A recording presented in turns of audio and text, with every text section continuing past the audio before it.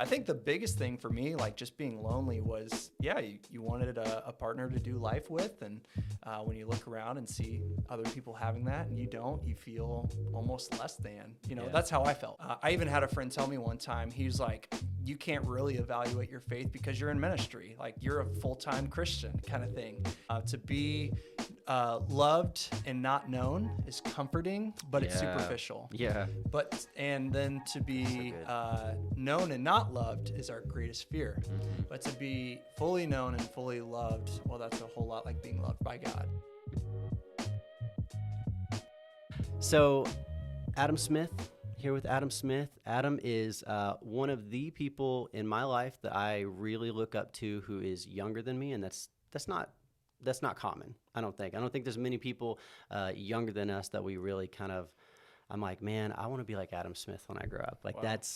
So Adam is a youth pastor at Community Church of Columbus in Columbus, Indiana. He does a phenomenal job. Most people love Adam. I say most because I would say all, but it's never all. Yeah, it's never. It's never all, especially if you're a youth pastor. Adam, you went to college. Indiana Wesleyan in Marion, Indiana. Okay, I'm so sorry. It's all right. Yeah. Wildcats. Wildcats, okay. And I don't know if you knew this or not, but I was a cheerleader in college. I wasn't going to break you out like that. I wasn't going to introduce you like that. It's but okay. if you, no, that's good. I'll just let it know up front. Yeah. That's part of the deal at IWU. So. Did you enjoy that though? Oh, I loved it. It was great. Good. Yeah. Makes for an interesting conversation though when you bring that up to people. You're like, oh, you were a cheerleader in I can college? see it. So, but anyway, no, it was great. So yeah, I went to IWU. Okay. What was your major? Majored in Christian ministries. Okay. So changed my major though 5 times my freshman year, if that gives you any clue to what my freshman year was like. No, I think I did too, actually. I remember being at IU and I was like, I don't know what I want to. You think one thing, right? And then it's just really easy to change it when you haven't taken many classes yet. And you could, is that kind of what happened? Yeah. I mean, when I was touring colleges, I thought maybe I wanted to go the education route. So I was thinking like maybe be a math teacher and be a coach. But then like when I went to college, I knew I was majoring in athletic training. And then I switched during orientation week to psychology to pursue counseling. Then I switched after that, I think it was to criminal justice. And then I switched to Christian ministry. So I was all over the place. Well, I guess there's still time for all of those things, actually. That's right. Yeah. You're why super not? young. How old are you? So it's an ongoing joke. This is relevant. Yeah. This is relevant for later in our Ongoing conversation. joke between Hannah, my wife, and I is I don't remember my own age. So if I remember right, I'm turning 28 on December 2nd, which is the night of the worship night in Columbus. Let's go. Ironically, so. And the Festival of Lights parade. Oh, you didn't the know Columbus that? thing? Yeah. Yeah, we were really kicking ourselves for that because last year, almost filled up Columbus North's auditorium. But it's like when you have something like the Festival of Lights that hasn't happened, I think at least in 1 year, maybe 2 years now, and it's coming back. It's like, people It's a big deal. I know. People are going to be stoked for that. Have you been there? No? Sorry, I didn't grow up here, so I think I'm not as connected to it. Well, it's more of a thing for kids. Like, I don't know. I wouldn't go personally, not because I don't want to support it. It's just like somehow it's always the coldest day of the year. Like the absolute coldest. You're out there for a couple hours. Like it can be pretty miserable. But for kids, like when you're watching life through your kids' eyes, it's kind of, that's your joy, right? Is seeing them be happy. And so, I guess they won't get to do that this year either, maybe. Yeah, but I mean, Christmas is a magical time, so any like excuse to get out and do some of those like traditions and festivities for your kids or even for yourself, it's always fun. So so December 2nd, okay. Yeah, it's my birthday. Yeah. So there you go. When's your birthday? So you're turning 28. Yeah, I think so. Yes, I'm pretty sure. My birthday that gets hard, man. It gets hard when you get into the mid to upper 20s. It gets it's a different ball game. I will turn 34 on October 29th. So coming up. Gotcha. So almost Halloween. Yeah. Right. Yeah. I'm 2 days older than my friend Sydney Bodine. I get to 34? always hold that over. Yeah, I'm going to be 34. That's I know. crazy. Super old. Yeah. You're not super old. No, I feel super old. So, well, you kind of got into like when you were opening, you're just like, you really look up to me, whatever, like you're good friends or whatever. That's the other interesting thing is like, I really look up to you. Oh, man. Yeah, like seriously, when I came to Columbus, The first time, I'm sure we'll get into it at some point, but when I came here, like officially full time in 2018, like you were one of the household names at Columbus of people that like I had to meet and get to know. I'm serious. Yeah, okay. All right. But anyway, I feel like that's the interesting part about adulthood is that like, I don't know, you don't really ask people like their ages. You don't think about ages. You're just kind of peers. And so I've just seen you as a peer. So no, that's actually one of the best things about, so even growing up in Columbus, seeing people I went to high school with, even who were several years younger than you are just peers at some point. Like it doesn't really matter. Like you're in the workforce and you're having kids and it's kind of cool like that. I enjoy that. I enjoy seeing people thrive as we get older. But yeah, I appreciate those words. I really do. It sounds like I need to start charging to hang out with people. Yeah, something like that. Yeah. Yeah. You're a big deal around here. Sure. I had to pay you just to get on the podcast. You did. No, I'm just kidding. Yeah, you'll be paying for a while. But no, I from the moment I thought about having, starting a podcast or any kind of creative venture, you were obviously one of the people I thought about, and part of that stems from the relationship we've had. That is, for one, for a few years, like you said, just getting together for coffee or lunch or whatever it was.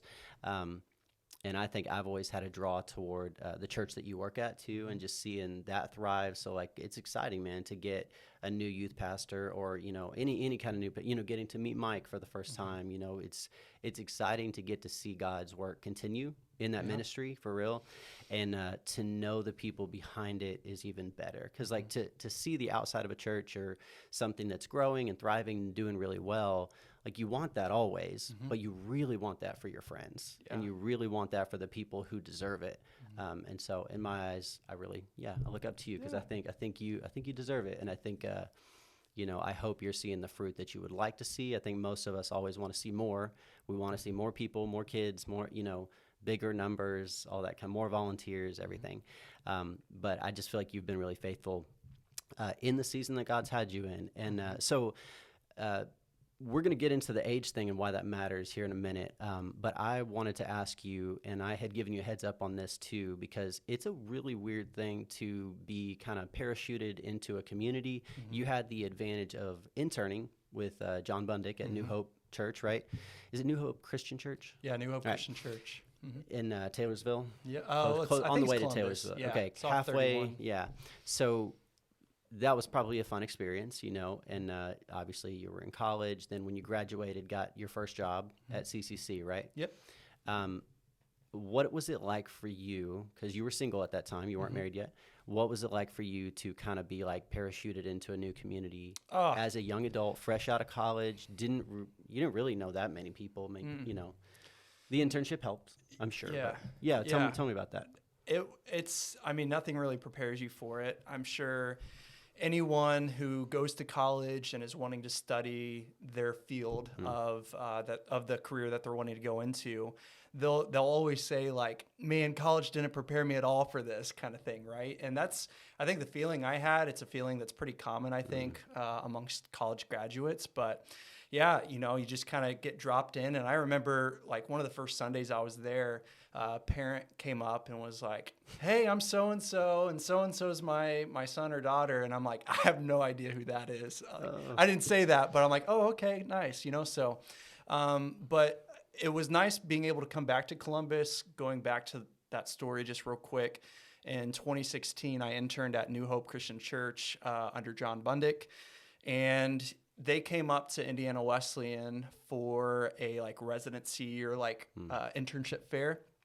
And so I applied to their internship, was selected for that with another intern as well. We did our 10-week internship and then actually had the opportunity to come back and serve again that following summer for a bit of a modified or extended internship with John. So, John was on the podcast, like just a great person to like have my first exposure to Columbus with, because if there's anyone that like loves Columbus, it's John Bundick. Yeah. And honestly, it's something I didn't quite understand when I first came here, because I remember he told me like, no matter what, he wants to kind of like raise his kid or his kids here. And he was going to stick around. And I was like, I don't I mean, that's great, but I don't know why you would necessarily do that. But here I am. It's like 7 years later from my first internship, and I'm like, okay, like I get it. You know, Columbus is different, but it's been great. So anyway, I know. I'm glad you still feel that way. But, Yeah, absolutely. Seriously. I know I got off track there. No, coming back to your question about like starting in ministry, you know, it's a crazy time, but I mean that's just the way that you learn. You just kind of get parachuted in, and you just have to learn as you go. So that's what it was like.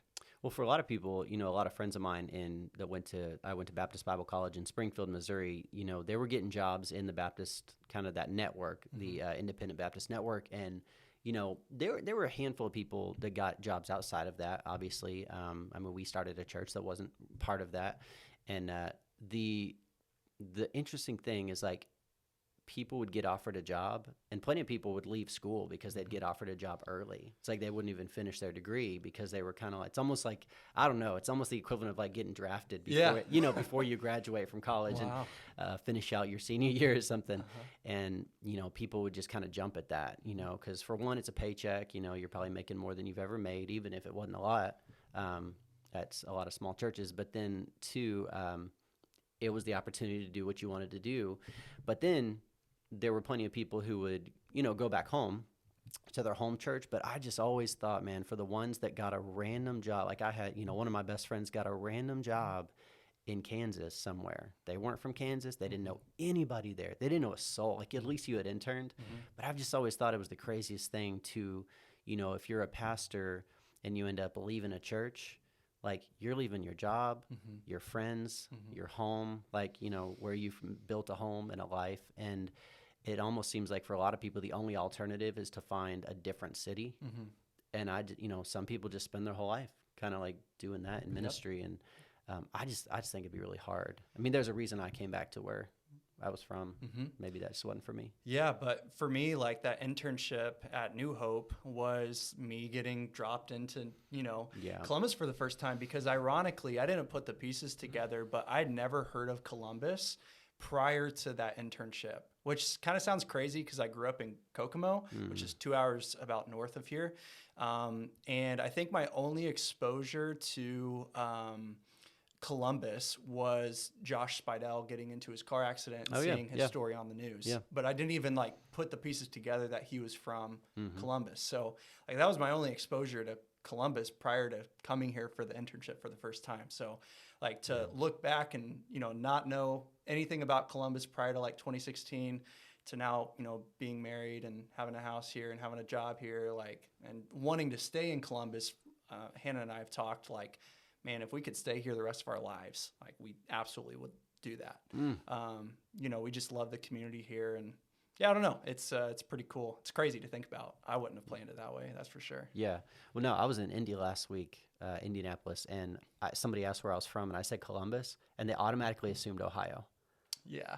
And I was like, we're like 45 minutes south from you. Yeah. And you don't know Columbus, and you know, but yeah, there's like Columbus, like top Ohio. 5 in the country and like architectural genius. And you're talking, you don't know Columbus, you know, and people don't know it. And I've talked to a lot of people too, who move here for jobs, mostly at Cummins, from all over the world. And I'm like, oh, are you going to stick around here? And they're kind of like, especially if they're single and they haven't met anyone yet, they're just kind of like, I might, no, probably not, you know, probably not. But if you have kids, this is a great spot. I think if you're from here, a lot of people hate it until you leave and go somewhere else. And then you realize like, oh yeah, Columbus was actually pretty nice, you know, a nice place to be, a nice place to live. Just not as much for young adults, maybe. Yeah, the college age, young adult range. It's tough. Yeah. So ironically, that was like one of our like first real length conversations. I think it was Jordan Foster and I. We reached out to you, and we're just like, man, we're just hungry for friendships. Do you remember that? Yeah. And so I remember like because Bria was out of town. I remember it was really late too. Yeah. Like I was actually in bed, and it was really late. I swear I was in bed, and you guys called. Yeah, go on.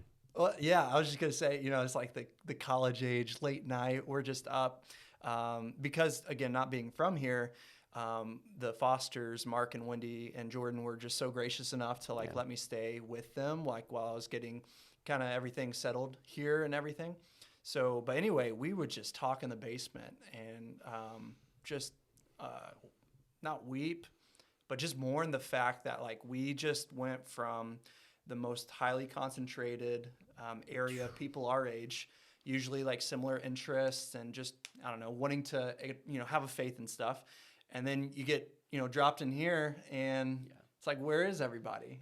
So like I said, I just called you. We're just desperate. Like, man, we just want some friends, like people our age who love Jesus and are in Columbus. And it can be really hard and lonely, and luckily, like we have an amazing group, small group, and just community that we do life with. But that took a lot of time to get there. Yeah, and part of that conversation too, I remember it wasn't just like a friends thing. It was like you guys were super hungry to see God move in a way. Do you remember that part? I mean, that was kind of the crux of the conversation. Was like, and I was half asleep, and but no, they were super stoked on.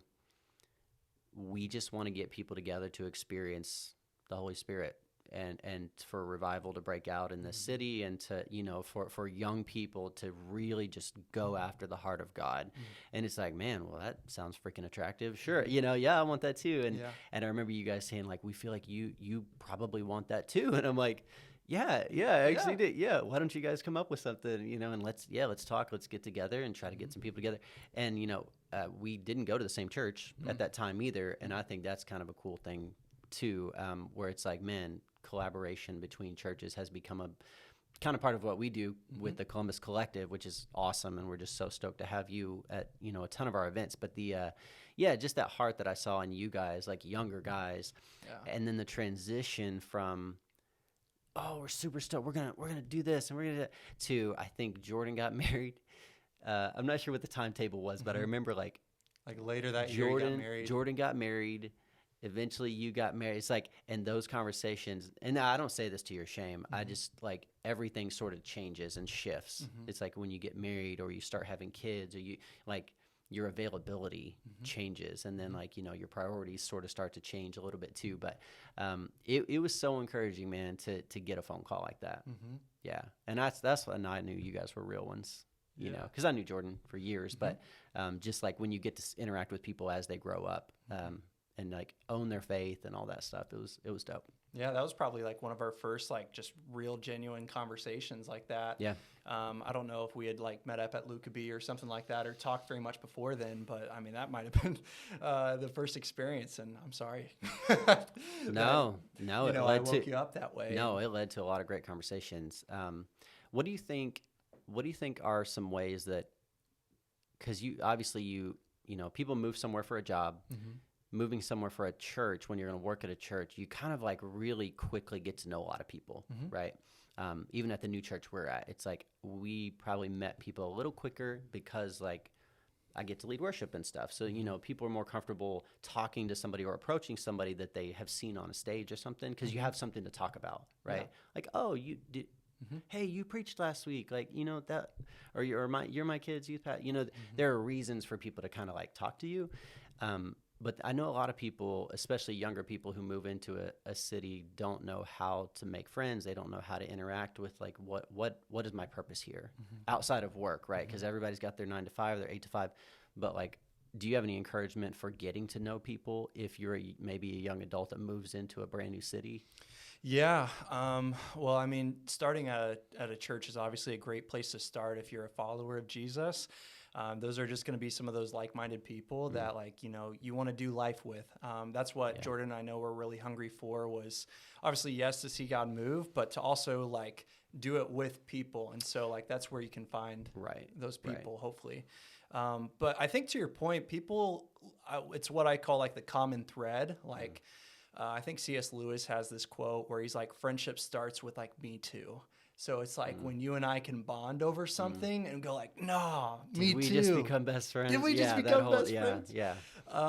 And so like whenever you're able to identify someone who shares like a similar hobby or interest or passion in life, and you have that like me too moment, it's like, oh man, did we just become best friends? Yeah. And hopefully that just starts the path to having all sorts of dialogue and conversation. But I also know for some people, like when they have that Me Too moment, like unfortunately what can happen is like they feel boxed in by that in a way. Like after so long, you're talking about the same thing over and over again. Yeah.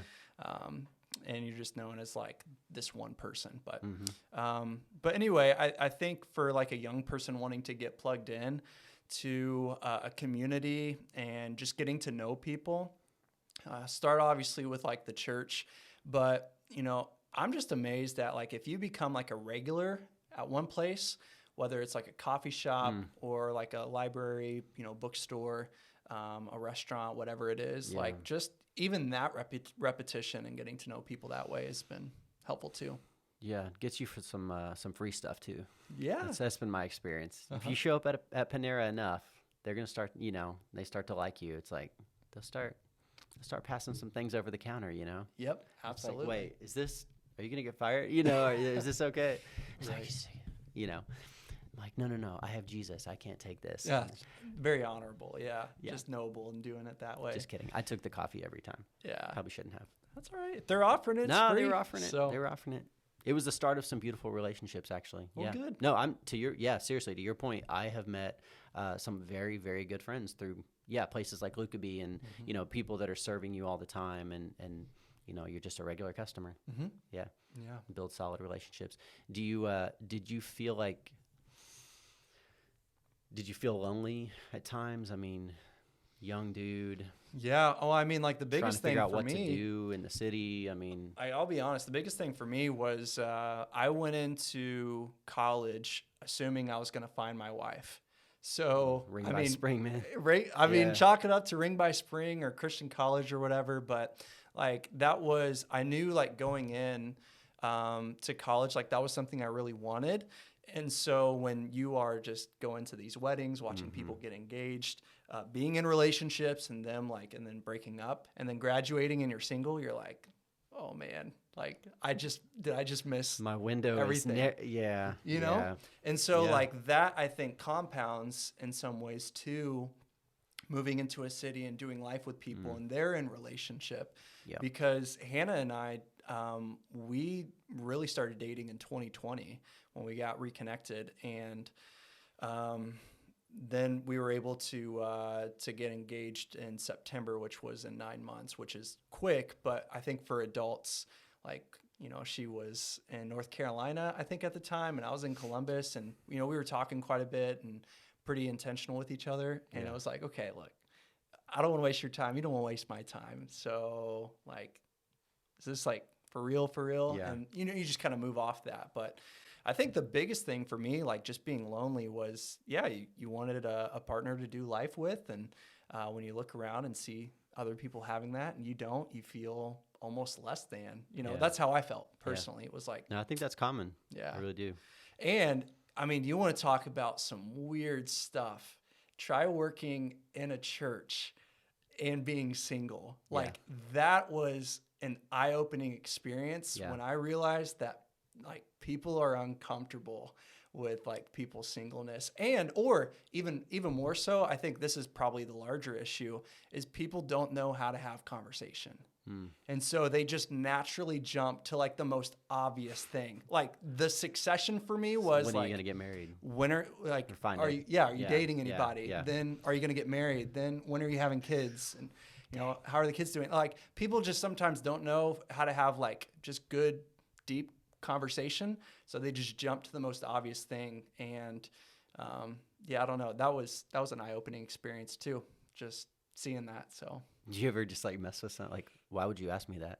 no, I never had the presence of mind to do that. Okay. But looking back, that would have been fun to do. Yeah, you could. Yeah, mess with some people hardcore, and they'd be like, "Yeah, I don't know. I guess. Why did I ask you?" Yeah. Well, and also too, I think the other thing that I struggled with looking back then at like that point in time of my ministry was I felt, what's the word that I'm looking for? Not unqualified, because I knew I was like qualified for ministry. Like I could clearly demonstrate my calling and my giftings and things like that. But it's almost like being married gives you more credibility in ministry. And so like for me as a youth pastor, I just kind of struggled with that in some ways, just feeling like I wasn't as credible. Yeah. Maybe because I was single. Well, I think people view it. One, if you're married, they view you as like stable, sort of. Maybe I don't know that anybody would say it out loud, but almost like more trustworthy, especially with students, right? Like it's I don't know. It's not super common for churches to hire like a single youth pastor. Only if they're fresh out of college, which was my, Yeah, that's true. example. Yeah. But even then, coming out of college, you have people who are engaged or in dating relationships or even married by that point. But Yeah. So when you guys, obviously you've been in ministry, what, full time, about 5.5 vocationally, years. full time for 5.5 years, and you've been a youth pastor that whole time. Mm-hmm. What do you think has been the most difficult thing that you've dealt with in ministry? That's a And I guess I'll preface it this way too, because like you don't just do youth. Like a couple years ago, three years ago now, maybe you got on the teaching team. Yeah, it was about like 4 years ago. So 4 years ago, you were 24 at a church of 12 or 1,300 people, getting opportunities like regularly, not just like on Labor Day weekend or Memorial. When you've got one service and the youth pastor gets to preach, it's like no. Like Adam's the real deal, and I think a lot of people noticed, your heart for people and for preaching, and like the passion that you had for the Word of God. And it's so admirable, and I love listening to you speak. But I also know that can be really daunting as a younger person on a couple levels. One, it can be daunting, like scary, like, this is a lot of people. I know people that came out of school after 5 or 6 years to go into ministry and had only preached like a few times, and then they're getting full-time jobs at churches where they're trying to teach like every week, and that's weird. Yeah. But for you, you kind of, I don't know, they let you loose pretty quick, and like when you were pretty young, not many 24-year-olds are preaching to, 1,200 people on a Sunday morning. Do you think? Yeah, so that complicates the dynamic. So when I ask like what's been the most difficult thing, it's not don't think just youth ministry, right? Yeah. Because there's more to it. Yeah, that's a good distinction. I think of two things. One is I think a little bit more generic. When I was talking to my dad about going into ministry, he and I'll just make a long story short of it, but he was basically just saying, remember, you can do ministry anywhere, anytime, like any job you work can be your ministry. But if you want to go into full-time ministry, that's a different thing. So he really I love my dad and my mom. They were great support systems, but they encouraged me to go into ministry if that's what God was calling me into. But they also were very cautious of just remember that, when you step into full-time ministry, I mean, you, for lack of a better phrase, you're kind of seeing how the sausage is made. You're seeing behind the scenes, and you see not just the best of people, but also the worst of people. And I think that approach to ministry and church, I think is always a little bit of a difficult adjustment at times. But I think for me, the biggest thing that I struggled with wasn't so much that, and it wasn't even so much the generic tools and responsibilities and how to of doing ministry. For me, it was like personal faith stuff. Because I remember when I was a senior in high school, a senior in college, there was a lot of stuff coming out about moral failures. The big name at that time was Bill Hybels. Yeah. And I remember that scared the crap out of me. That was crazy. And it seems like every year there's been some sort of name that's, that's, had some sort of case or falling out or something like that. So there's that. But then personally, I've seen a lot of people that I know and love walk away from Jesus and not want anything to do with the church or with Jesus. And so I even had a friend tell me one time, he's like, you can't really evaluate your faith because you're in ministry. You're a full-time Christian kind of thing. And so you're navigating all these complexities and these differing thoughts as people are on the one hand, doing different things in ministry, good or bad. And then on the other hand, you have people and love who maybe are walking away from faith. And honestly, for me, my friends were a big reason why I why I was a follower of Jesus. I'd grown up in church, and most people who grew up in church, you kind of have that moment where, you say, I need to make my faith my own. And so I had a time where, I kind of did my own thing, but then I kind of came back. And so that coming back time, having friends and people who were followers of Jesus around me, was really important. So the one thing I've been thinking a lot about lately is a very foundational piece of me coming back and following Jesus has now, in a sense, almost been removed. It's not my foundation, but it's a part of like my foundational story. Like my faith isn't built on like these people. And that was the learning, I think, the learning process of this is learning like, okay, what am I building my faith on? And my friends in high school, especially, were a big part of me building my faith. But as I've gotten older and as people have like maybe come and gone in and out of the faith, just navigating that. Yeah. So does that make sense? No, it absolutely does. I mean, your friend has a point to some extent. You can't, if you're in full-time ministry and you're working at a church, mostly depending on what type of church it is, what network they're part of, what denomination, I would say even how politically conservative or liberal they are or something like that. I think if we're really honest, no, it is very difficult to be able to have the freedom to ask questions, theological questions. And like, why would we think that somebody fresh out of college would also believe the same thing then that they're going to believe in 10 years from then? That's 10 more years of studying the Bible. That's 10 more years of online content and reading and learning and growing and experiences, which like shape our faith a lot more than I think we're willing to admit. Like, it's not just the Word of God. It's like we're interpreting that through experiences that we have in life with people and all kinds of stuff. So he's kind of right to some extent. Like, I appreciate that perspective that he could be honest enough to say, like, come on, like, can you really evaluate your faith? Like, because there's plenty of people that and I know that, probably believe a certain thing that they don't think they could say out loud, that they would get fired for saying out loud. And that sucks. But there's got to be, I think that's one of the downfalls of pastors is you don't have places to ask honest questions and bounce things off of people. And even, some people I know that it has been so thrown back in their face, thrown back in their face, or people have used it as like weapons against them, and so when you start thinking like, yeah, I mean, I've been thinking about, how women can serve in the church, or this or that. I mean, suddenly it's like you're a heretic because you're sincerely trying to figure out what does the Word of God say, because it's not always as obvious as we try to make it.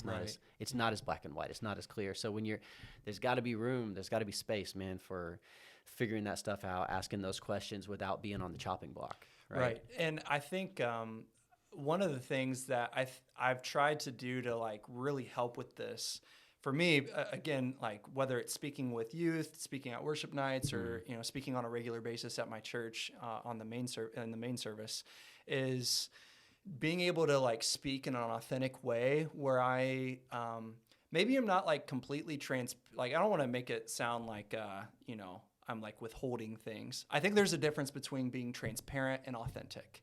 I think.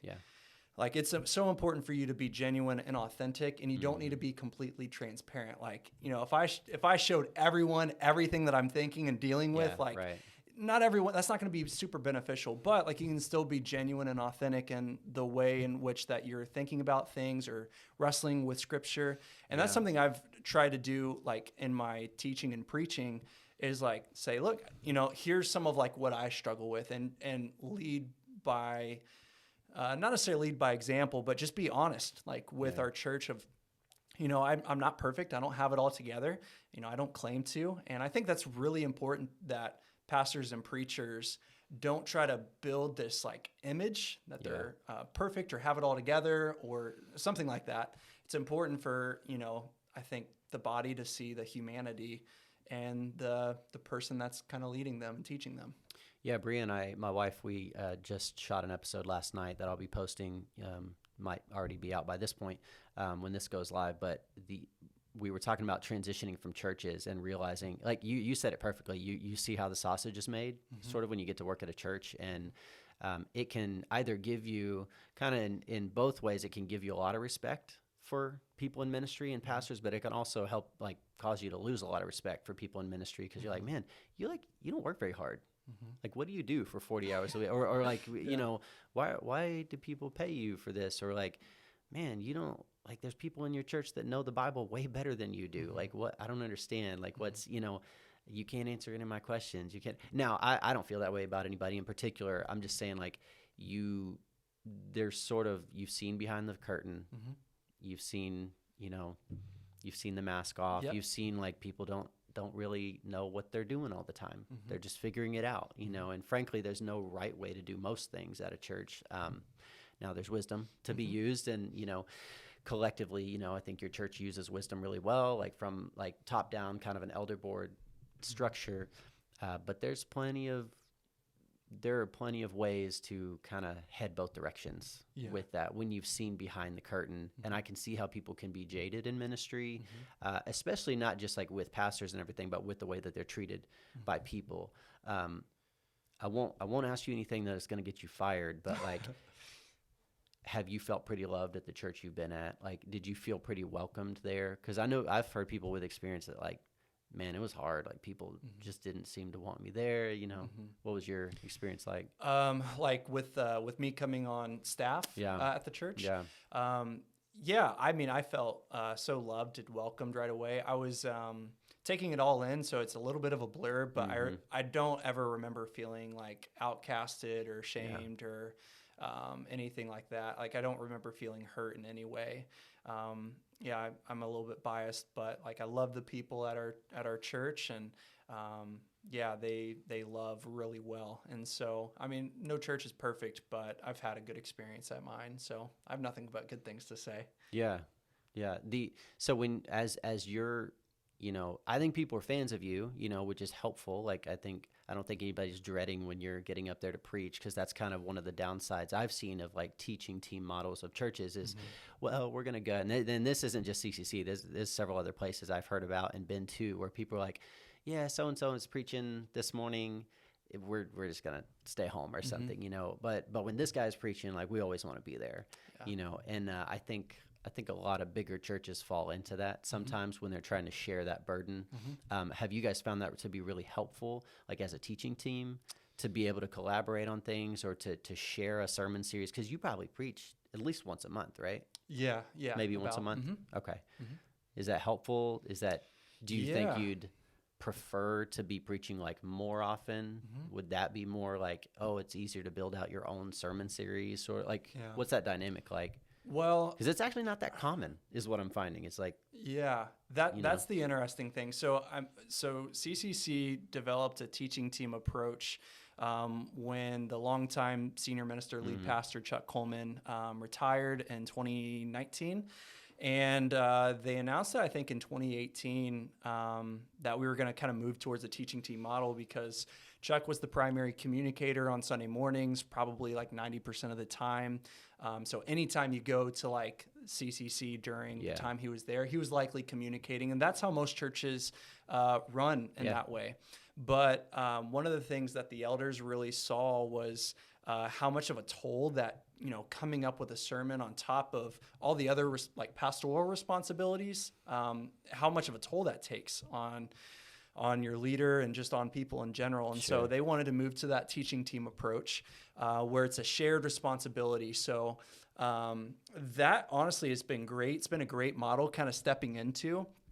Obviously, it's been great. It was great for me because I was given more opportunities at a younger age. So like, I would get up there to preach, and I was able to get more opportunities and just honestly grow and make mistakes and learn a lot about like, okay, what's my voice and how do I develop messages and what's the framework of my messages, all that stuff. And so it's been a great model. I've loved it.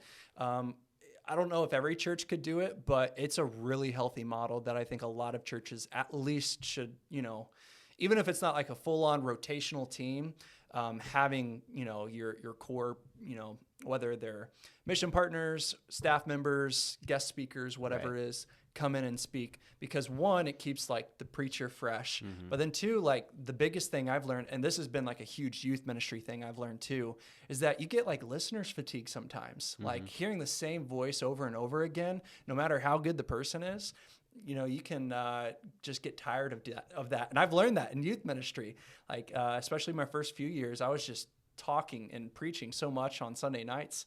Like I just noticed that with students, especially, it was like, okay, like we've heard this guy before. We kind of know what to expect. And so that kind of happens. But and if you're not growing, like people know it. If you're not learning, people know it. They, I feel like people pick up on that after a few years. It's kind of like, well, we've kind of heard the same thing for quite a while. And you're a person, right? You only have so much of a well to draw from, sort of from experiences and your knowledge. But it's pretty clear when people aren't learning new things or reading new books or listening to new types of material, to keep being educated. And I think that's why, I honestly think that's why a lot of youth pastors, and maybe you can speak to this, I don't know, you probably know more than me, potentially. I think that's why a lot of youth pastors don't stay at a place for a long time. It's kind of like it's nice to be able to recycle content other places. And I'd say that probably for just pastors in general. You spend, 5 years somewhere, hey, I've got all these sermon series I can now preach at another church. And it's kind of, it's kind of the perk of going somewhere new is people, I don't know, they get to be enamored with you all over again. And think that you're something and that kind of thing. I would love to know how do you think, this is going to sound like a weird question. That's all right. How do you think you try to keep yourself like humble? How do you build humility in yourself, being so much younger than a lot of other people? And this, I don't say that to raise you up on a pedestal or to say you're some kind of like boy wonder type of thing. Like I'm not trying to like exalt you in that way, but like, like you're a really talented guy. And, I think it would be really easy for a lot of younger guys to just be like, man, I'm the stuff. Like they wouldn't say it out loud, but they would feel it. Like everybody's just waiting on me to pray, my turn, that kind of thing. How do you juggle that in your head? I wish I had a great answer for you. There's a couple things that come to mind. One is there's a guy who actually we were talking about Bill Hybels' church. A guy named Steve Carter. I don't know if you've heard of Steve Carter or not. So he was hired on as like a teaching pastor at Willow Creek during the Bill Hybels situation. All that happened, and Steve Carter was like just watching all this go down, especially behind the scenes. Took big issue with it and decided to remove himself from it. In a lot of ways, that was like his dream job. Willow Creek was one of the fastest, largest churches in America. Bill Hybels was a pretty household name as far as like authors go. And so like he was going to get that opportunity to like grow and develop as a preacher and things like that. But he has a podcast called the Crafting Character podcast. And I listen to it from time to time. And he kind of has this line where, it's a prayer where he says, Lord, don't give me more, I'm going to butcher it, but don't give me more responsibilities that my character can't handle. And I think going back to like my time at college and just seeing like people leave ministry or have some sort of like moral failing or something like that, like I just see how like terrible that is. And, I don't want that to ever happen to me. So like I want to make sure that like my character can like handle whatever platform I've been given. And so I think that's part of it is just making sure that like, again, not perfect, but like I can have as much integrity as possible and that, to your point, like I can stay as humble as possible. And I think the other thing that keeps me humble is like, it's not me, I mean, preaching you put in a lot of work. Preaching is done through personality. For sure. But what is coming through the personality is the Holy Spirit. And so, like, I know that, like, and that's the other thing. Preaching will humble you, too.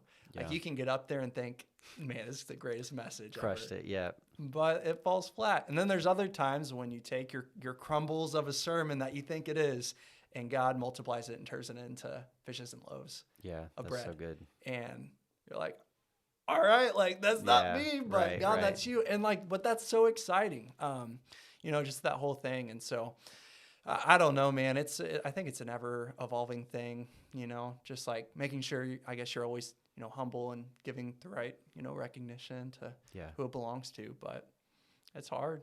Yeah. I think there definitely, if you can build a culture of honor, I forget who it is, maybe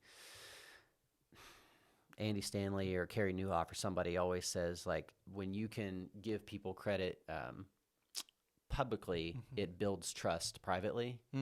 And like it cultivates relationship privately too. So like if you're publicly raising up and exalting your, the people leading with you and ahead of you, you're bound to have more of their respect and their trust, because then like privately it's like, well, I wouldn't say this publicly if I, actually didn't mean it. Like maybe I would flatter you and say it privately, but like, if there's like a jealousy issue, you're not going to be talking about how great somebody else is. Right.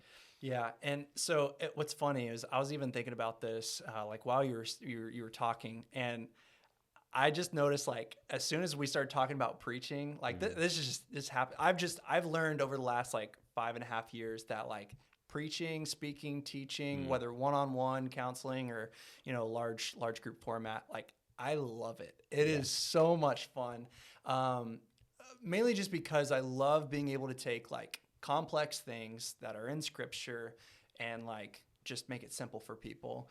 I think the other unique thing that like preaching naturally presents is like trying to speak to a wide audience, like a wide range of people. It's challenging. It is challenging, but like that's what I'm like really passionate about. Yeah. And so like you want to make sure that your passion doesn't lead to pride. Like when you think like, oh man, I'm so good, like that kind of thinking. Yeah. But whenever you ever seen like a passionate person, is really passionate about like cleaning or music or even just like fixing cars. It's like those are the people you want to be around because hopefully you can like learn and get a lot out of that. But you obviously want to make sure it doesn't drift into pride. But like for me, I just view preaching as like that's something I'm so passionate about and I love to do. So I told Bria that last night in our interview. I said there are two things that give me purpose that I've never felt more purpose than. One of them's preaching, which I don't get to do a lot of like now, or really like leading worship. It's like every now and then over the past many years, it's like I would get to, but you just felt kind of like alive, like, and that was like, man, I feel like this is how God wired you, right? And then there's the other one was just tucking my girls in the bed at night, like after they're asleep, an hour after they've been asleep, going up, fixing the blanket, actually like putting it back on, and so, I feel you on that. Like, those are the moments you kind of can feel alive. I've told her too, and maybe you feel this too, I kind of feel like myself the most when I'm preaching. Do you experience that too?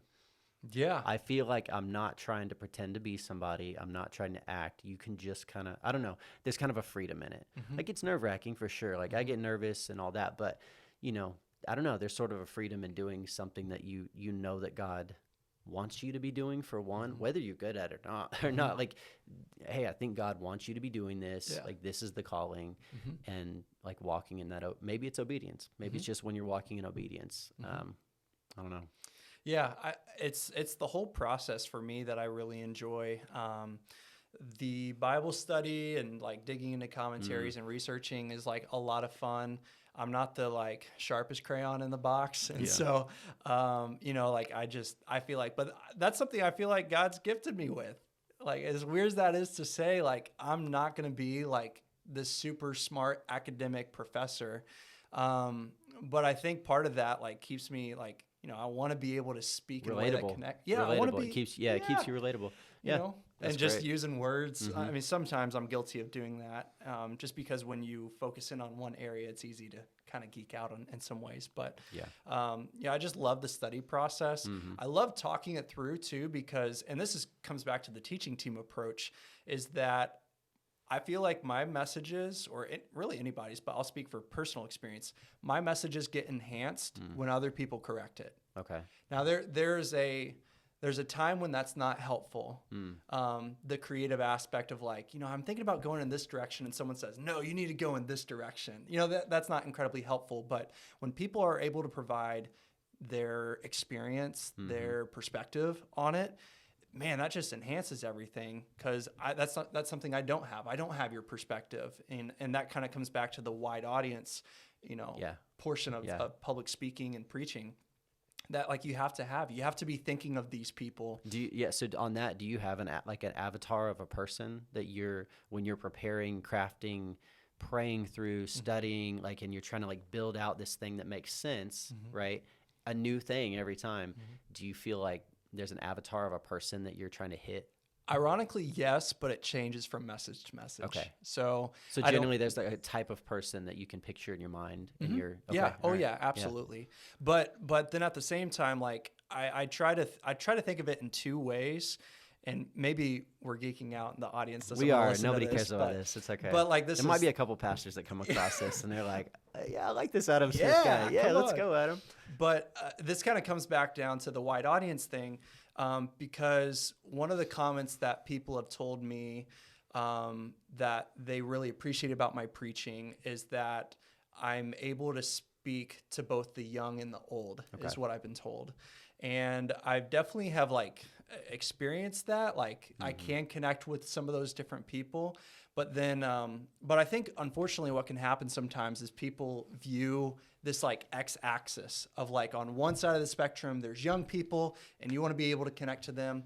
And then on the other end of the spectrum, there's older people and you want to connect to them. And so you want to find someone that doesn't alienate one, but can like speak to both. Sure. And so I think that's good, but it's not like, I don't think it's the right spectrum. For me, the way that I approach it is I want to think about how I can reach the like non-believer or like spiritually, immature, just young in the faith, all the way to the seasoned veteran. They've been to BSF, they've done all the Bible studies, and like they know their scripture better than I do. And that's, I think, a better understanding of what the spectrum is, because I've seen 20-year-olds who know their scripture and are really wise and mature beyond their years. And I've seen the 40 to 50-year-old who's brand new and like, hey, I've never been to church. I don't know much about like what to do. Like I'm here for the first time.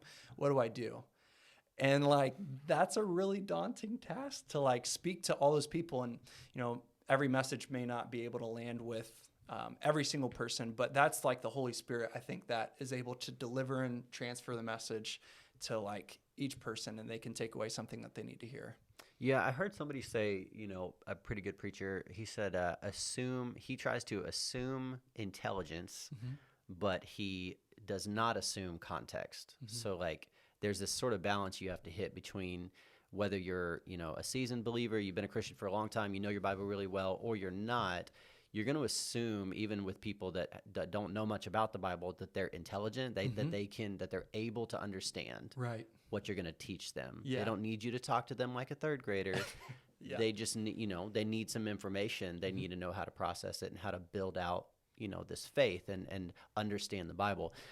But along with that comes like, there's no context. So you do have to build out a context for them to understand. And you do a great job at that. I think all your pastors do, to be honest. And I think it was when you were saying that, I was thinking about even the people that are 65 who have been Christians for a very long time and somehow still don't really know much about the Bible and don't know, it's like it just hasn't been a priority, like that type of learning and engaging with the scriptures.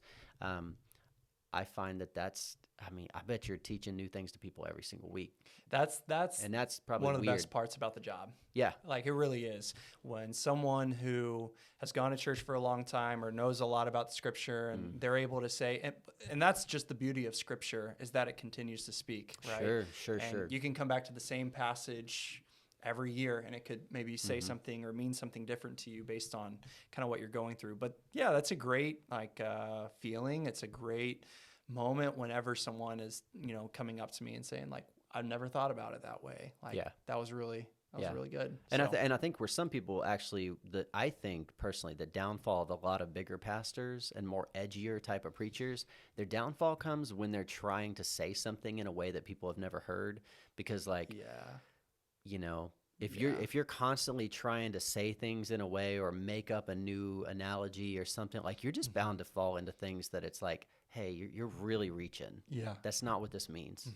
And you're really going too hard for an acronym. You're really going too, you're just really trying too hard, and this is weird. Like this sounds foolish, like what you're saying right now, because you're trying so hard to be edgy and cool and get that phrase. Like when somebody says like, I've never thought about it that, like that's kind of an intoxicating feeling, right? Sure. When you feel like you've served a purpose to somebody and you feel sort of smart, right? Like you were able to help them. And That's a dangerous slope. You know what I mean? It is, and that's the I think the balancing of the tension of like there is like there it's not it's the same truth but maybe communicated in a new way. Like there's a time and a place for that, but then there's also like you just have to remember like, hey, like the Bible's pretty clear, and like you just need to like affirm like what it is saying, and it doesn't have to be repackaged or rebranded and this like cool like just present it, you know, like it speaks for itself. Dude, I've been thinking about that this past week, really nonstop. I've been thinking about, man, the thing that saved somebody, shoot, I don't know, at a passion conference like 25 years ago or something. That same thing the same thing they say, the person that is in your youth group has not heard that. But it's like we're still all trying to say something in a way that even we've never heard maybe. And it's like, well, you're like, some people are pretty old trying to do that. And it's like, no. The thing that worked back then is the same thing that can work now, right? Now the delivery of how you get that message out, like clearly something like this, right? You didn't have to think about that, or you didn't have that option. You didn't have social media, 30 years ago. But, the same Jesus that changed somebody's life, that same gospel, like the same exact words could do the same thing to a student today.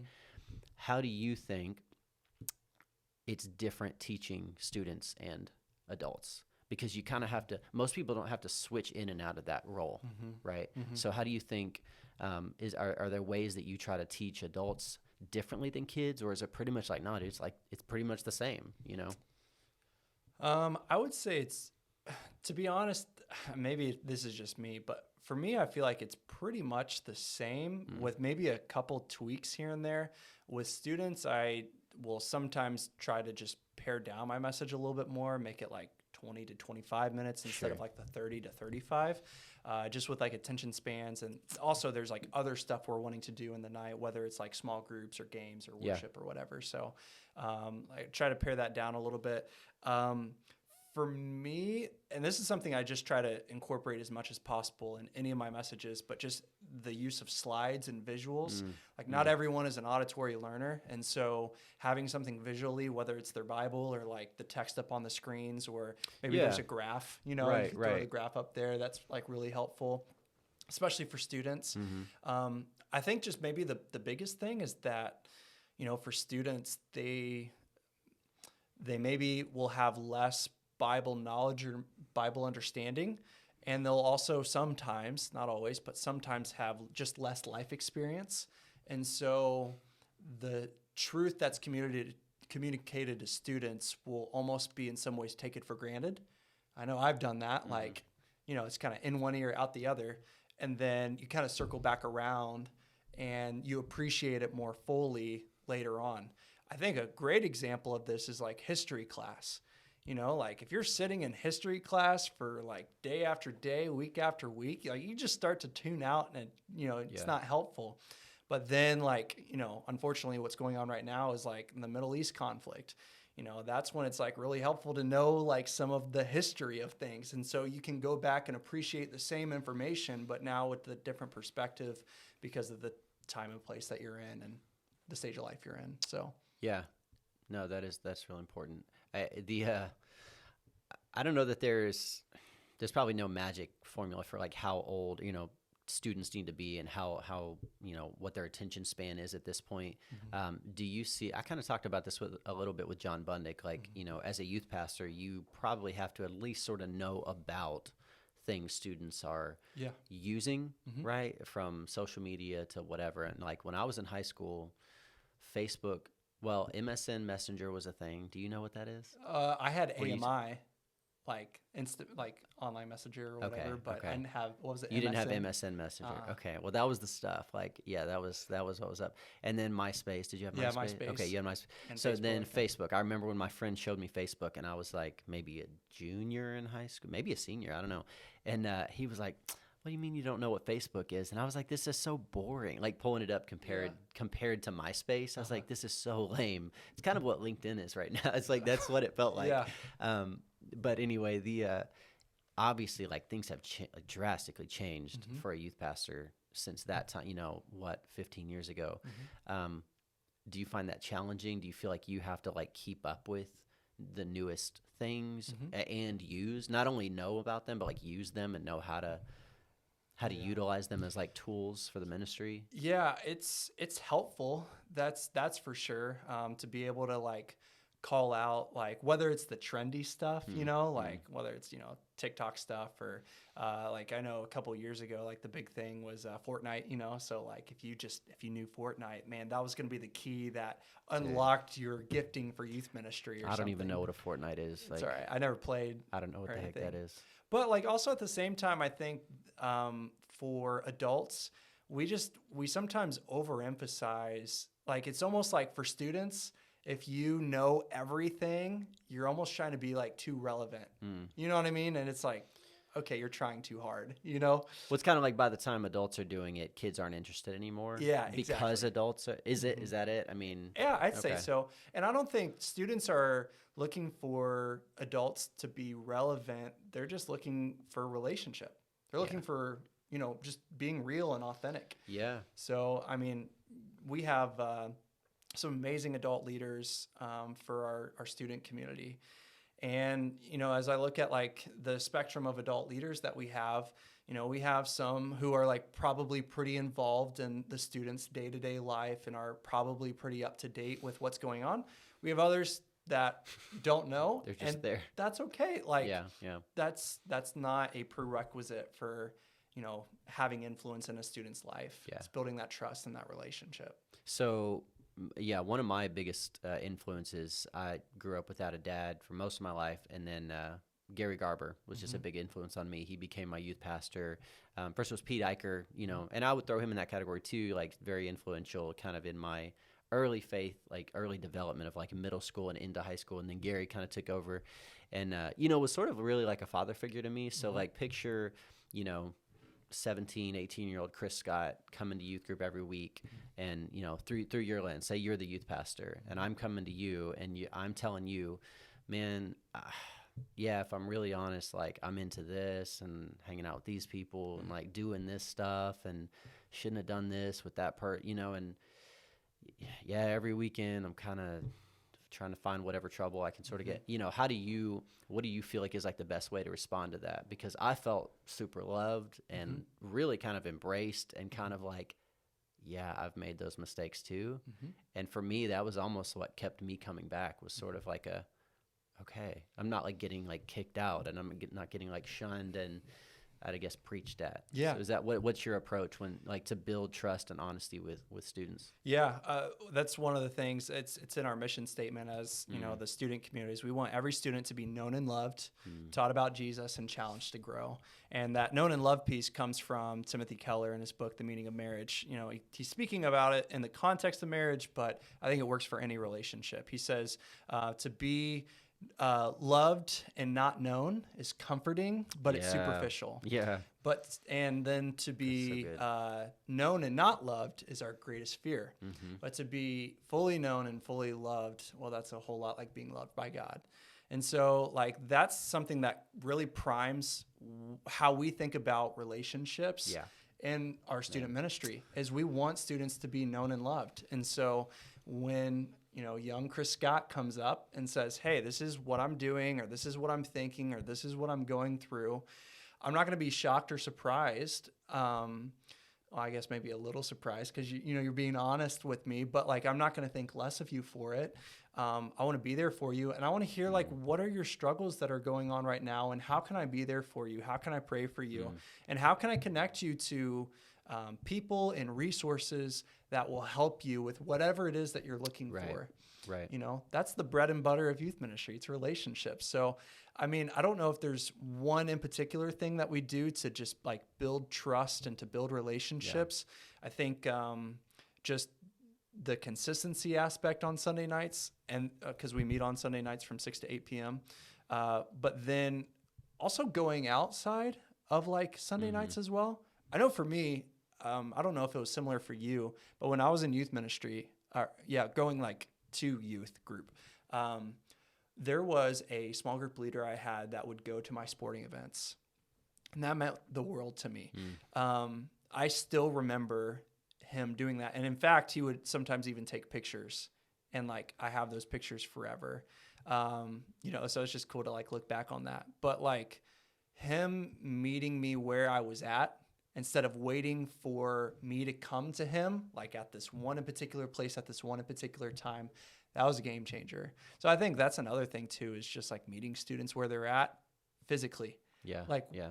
their extracurriculars, or, meeting them for coffee, or going to lunch or dinner or whatever. Yeah. Like that's huge. No, that is huge. And I mean, I'm assuming Daniel does a good job of that too. Oh, You yeah. work with Daniel Douglas, and you told me before, and I don't know if Daniel will see this, but like Adam has told me, yeah, like I'm a youth pastor, but like Daniel was made for youth ministry. Yeah. Like, Well, that's I don't know if Daniel would phrase it that way, Right, but right. he's definitely demonstrated how Not that much that's he loves. not that that's his only thing, Yeah. or will be forever. But I mean, you very clearly made a distinction between like, I love this, but like he like loves this. Like, Yeah. And that's like so cool, like to be able, because youth ministry, so there's again like kind of two ways of looking at youth pastors. Is sometimes youth pastors are viewed as the revolving door. They're Yeah. here every 2 to 3 Right, years right. and then they leave. Yeah. The really cool thing for me is like I love looking into the history of things. Like when I came into my job at CCC, one of the very first things I did was I made it a point to learn the history of my position. And so I could tell you right now, every single youth pastor in our church's history in sequential order. I could too. Yeah. And I could tell you why they left, and I could tell, or Exactly. Yeah, Right. And all so that like stuff. learning that history is so important. Yeah. For me, I completely forget like the where I was going with that.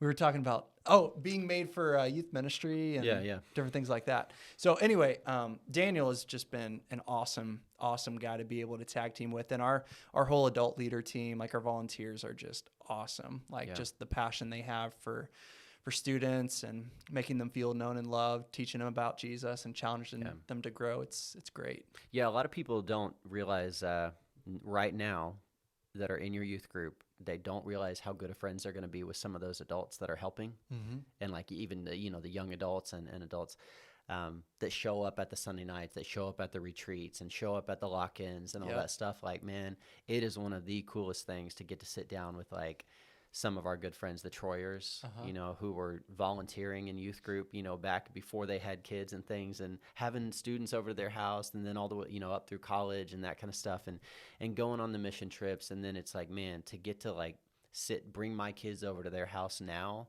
and play with their kids, and just like they love on our kids and all, and on us for years. It's just like, I didn't know that was going to happen. Yeah. Then, right? You like people, and you respect them and you trust them, but you don't know that you're going to become actual friends.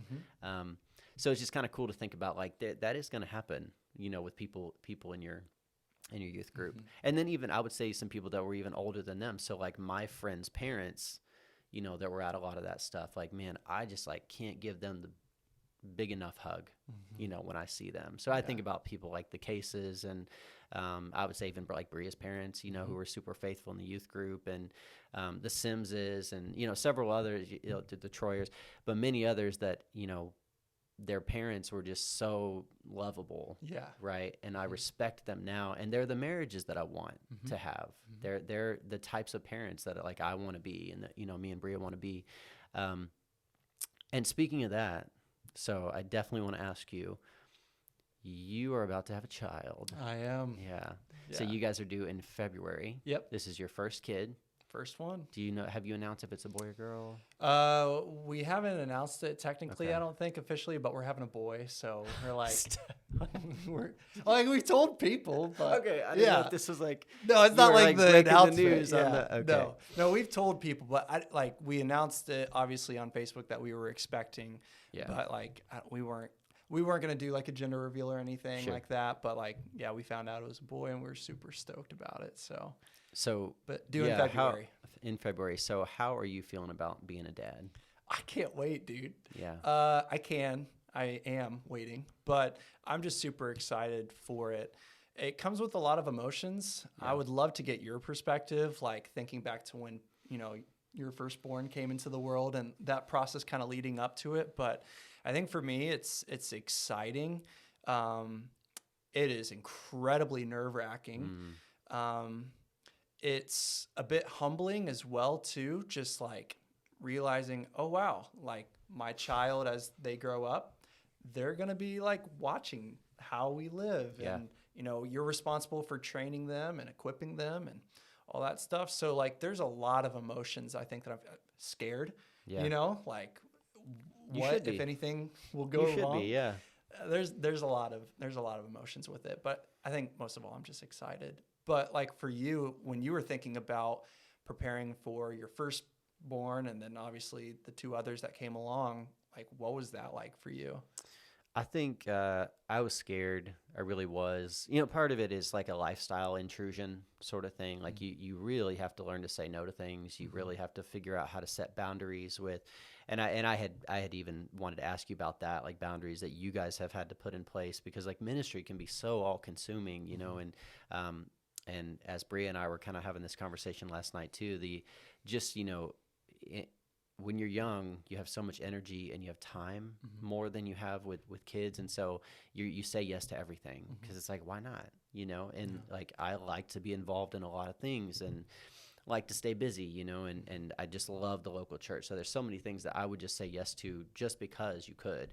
And it was a joy, but then trying to figure out, like, you can't really explain the joy. You can't explain, you can't understand it until you experience it. Yeah. Yeah. Yeah, And I know can't people wait. have probably said that before, but yeah, there is nothing in the world like getting to look at your child. And yeah, and even, thinking through like, man, that painful conversations I've had with people, who can't have children and things like that. I would say just like, don't ever let that put a damper on like the joy that you do get to feel that God has blessed you with this human, and it's stewardship, right? Your youth ministry, like God has given you resources and people and things. It's stewardship. All of life is stewardship, and definitely like child rearing it's stewardship of the most valuable thing that you're ever going to really have. So your wedding day is definitely up there, but like, yeah, I'd say that the day of your firstborn kid is like, it's next level crazy. Yeah. I just remember crying. I was just like, I didn't know how to I'm gonna feel. bawl. I did not know how to feel. I was crying. I was like, this is freaking crazy. And then getting to the excitement of like just going out to get to tell your family that they're here. Like I was just crying like the whole time. And it was just like the most pure, joyful cry, yeah, it's pretty dope. And then for us too, I mean, every kid has been different. I mean, having our second kid in the hospital during COVID time was weird.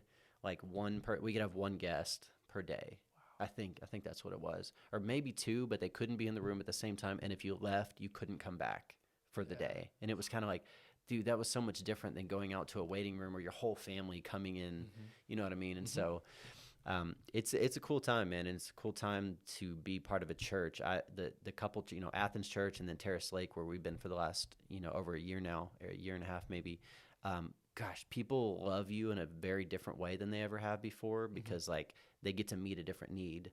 Like when you're single, nobody's bringing you meals for anything, right? Yeah. I mean, maybe there's older folks that are like, son, let me take you to lunch, because you need it. I know you're broke and all that, but like, no, there's this different thing when you have a kid that you get to see your community like rally around you and just take care of you and stuff. So like meal trains are just the coolest thing. It is hard to receive that help too. But I would say if somebody says they're setting up a meal train for you, you just take it. Yeah.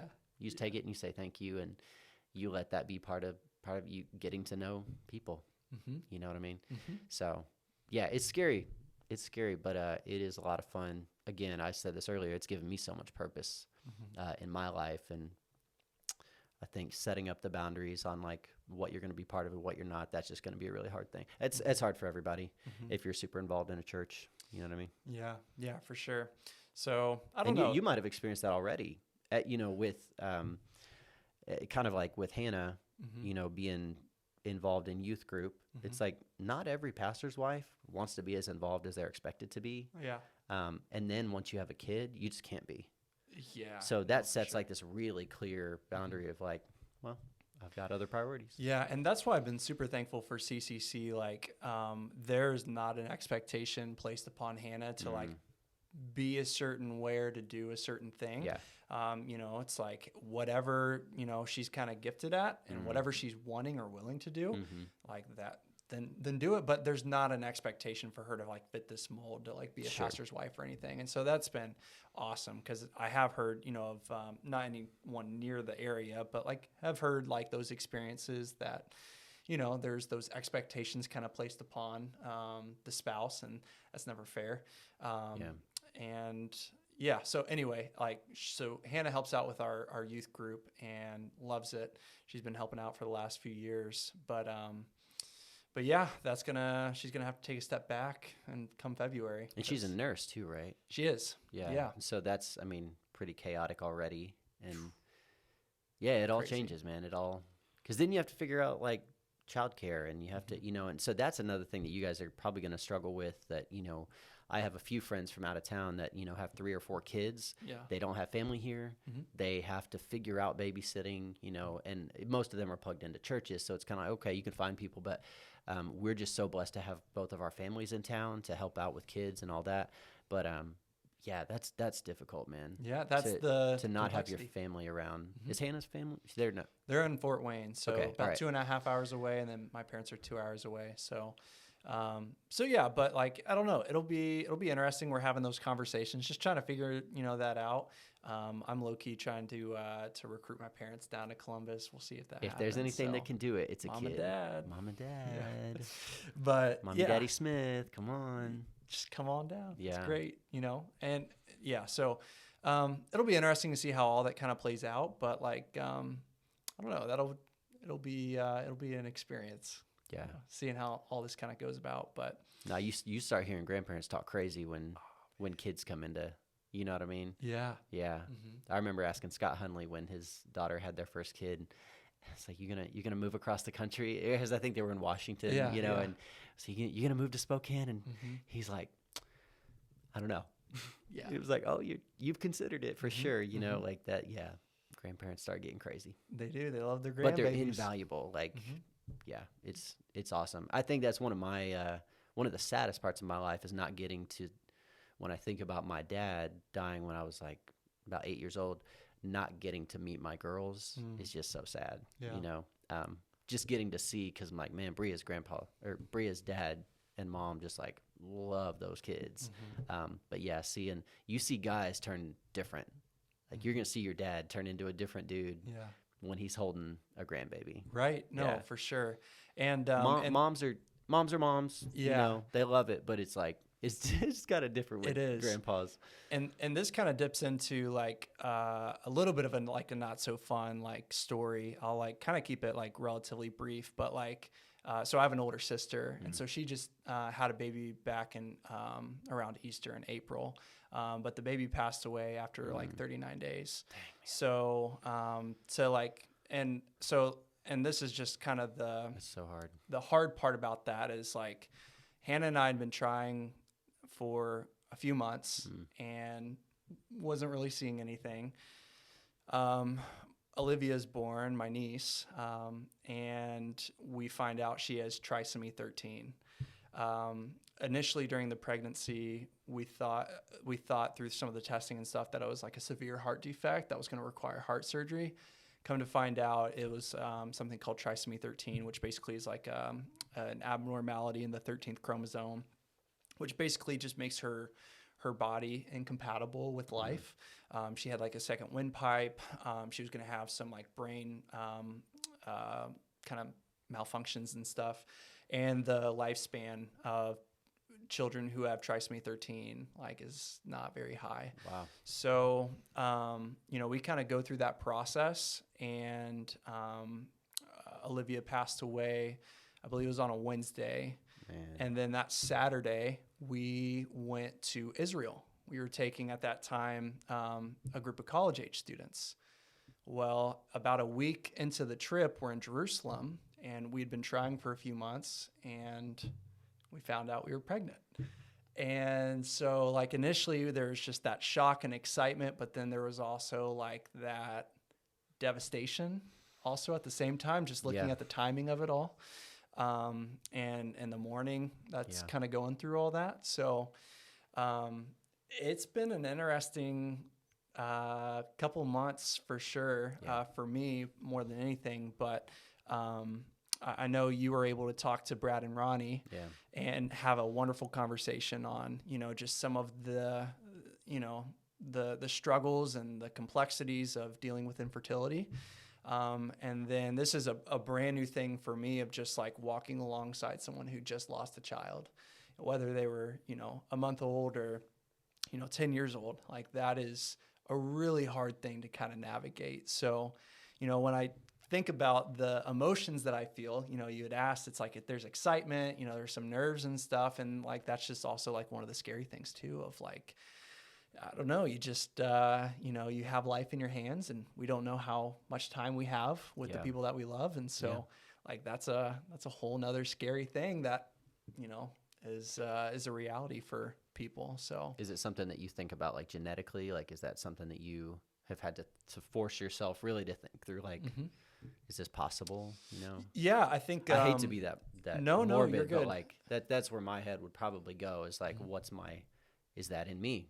Like how did that get passed on? And Right. Yeah. And so like we haven't done too much digging into it. We had talked, Hannah and I had talked to my sister and my brother-in-law. We've had really good conversations about that. And just kind of navigating with them. I think just for our conversation, they're still trying to figure out some things on their end with that. And then we obviously are still trying to figure out things on our end with that. But, our baby, from all the test results that we've gotten, has come back healthy and is looking That's awesome. positive, which is great, and I think can provide, just a level of optimism and hope, for that. But that's kind of the journey we've been walking through the last, October? So it's like this past 6 months or so. Yeah. Yeah, I don't know. It's interesting because I think it kind of ties back to your conversation with Brad and Ronnie of, like people in my stage of life are starting to like have kids and, develop a family and things like that. And so you just never know like what people are going through, whether it's with infertility or things like that. And I think that's one of the things I've been really thankful for over the last few years. Maybe it's always been around, and I'm just kind of coming into the conversation, but there's a level of understanding of just trying to never assume things on people and just understanding that you have no idea what people are going through or struggling with or dealing with. So. Yeah, that sensitivity to, and Brad and Ronnie and I talked a lot about that. Yeah, the sensitivity to, kind of like you had said, people assume the next natural stage of your life is to get a girlfriend and then get engaged and then get married. But then, once you are married, the next natural thing is, so when are you having kids? And it's like, well, you just don't. Yeah.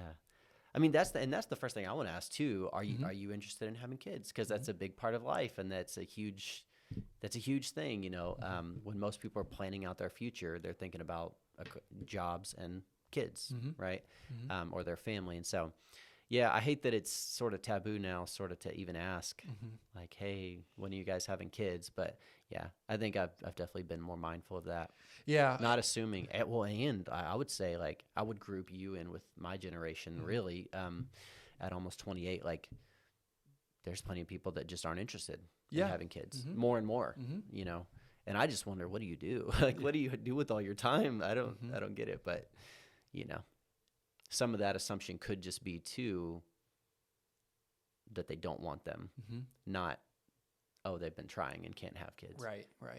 Yeah. And yeah, I think there's a level of grace, I think too, like with that, if people do ask, it's like, they may not know, they may not understand, like that's okay. Sure. There's grace for that, but hopefully like there's that trust built within the relationship to just say like, hey, like, how are things going? Is this something that you guys are wanting or trying? And then maybe you can have that open and honest conversation of just maybe where things are at. So, yeah, I don't know. There's nothing else in life really that feels like it can come with as much joy, but simultaneously, just in a snap of a finger, so much heartache and pain, like losing a kid or something like that. Like, Lord willing, I never have to deal with that, but it has been scary every single time, watching Bria go through pregnancy. Like, I don't think that gets easier. I think, I don't know, maybe she took it better than I did, but it was kind of like, yeah, you're just always worried that something could happen, sort of, and there's just this unexpected, and every time you have another one, it's kind of like, okay, I guess here we go again, and so there's the unknown, obviously, but I think the hardest part, at least for Hannah and I in our stage, in our pregnancy, has just been like the help me find the word. It's like you can't control things. Like when you are just by yourself, or you're even in a marriage relationship, like you have a certain amount of control. You do. But like, I don't know, when I feel like when kids kind of come into the picture, or you become pregnant, or I don't know, like something happens with your stage of life, like there's a certain level of control that you just don't have. And so, dude, I used to watch people leave small group. Like before we had kids, I would watch people leave small group at like 7 o'clock. It was like, you just got here at like 6 and you're leaving at 7, or 6:30 and you're leaving. It's like, I didn't understand that your kids totally control your life, and they totally set the tone for how your evening's going to be, and how, like you got to get them to bed at the time they have to be in bed, or it's going to be hell. Like you're just going to have a terrible night. And yeah, man, I think I downplayed that, and I was just ignorant. And young, and didn't, know. And so I used to be like, man, why do you let your kid control your whole life? And now I'm kind of like, please just I understand go to sleep. Like, I get it. I just want to have a conversation with my wife, like one paragraph at the dinner table without like, mommy, daddy, we were joking about that last night too. So, but I wouldn't change it, man. I wouldn't change it. And you're going to be an awesome dad. And I think you have a lot of people around you that have been awesome parents and continue to be, that you get to watch and learn from, and hopefully learn the valuable lessons, and also like see things maybe even that because I think we can learn from anybody, even if it's what not to do, sort of, so even I would say ministry leaders that I don't really love and don't quite jive with, maybe theologically or something else, or their methodology. It's like you're still learning, like, there's probably a reason they're trying to do that. Maybe I can learn from, like, well, maybe this is why I'm not going to do that, right? Yeah. So same with parenting, same with anything. And if anybody tells you they know what they're talking about, like, and they know how you should parent, it's like, I just think stay away from those people. Hey, well, I think when it comes to parenting, people love to offer their unsolicited advice. But like there's, I don't know, like for me, I love hearing it, would I want to always have that unsolicited advice? Maybe not. But like there's, I think, some wisdom and some truth that can come from it. So you never know, like it's good to listen to it.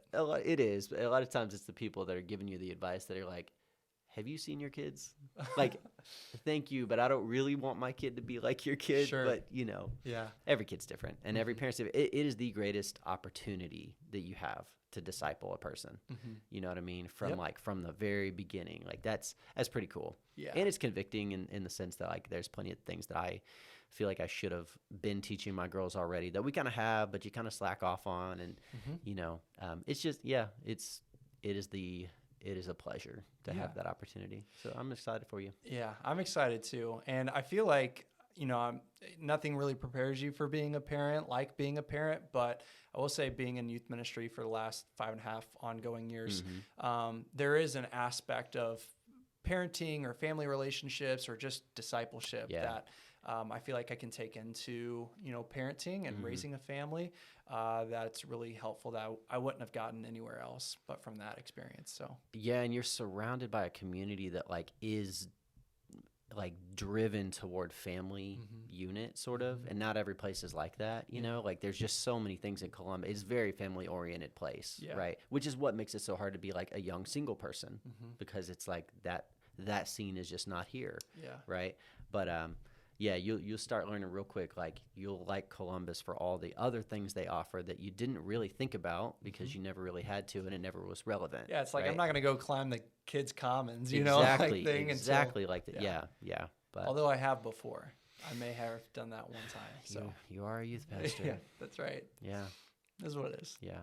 Well, Adam Smith, man, I love you to death. Thank you. I'm so honored that you would come on and spend some time with me and these fine folks. If you are here still at the end of this, I would love for you to hit the like button, subscribe to the channel. I just want to continue to bring you conversations that are relevant, that are really just like on the ground, with people who are just trying to live the Christian life and trying to figure it out and trying to make the Bible make sense in their everyday lives. And that's just really hard sometimes. So like, I'm so grateful for guys like you who are able to help that happen, like week in and week out with students, with adults, and just following the call that God has on your life. Like it is such a cool thing to see. And I never want you to graduate from the grace of Jesus. I never want you to feel like you have arrived somewhere, because like we're always arriving, right? And the journey is really, really long and really painful, but also really awesome.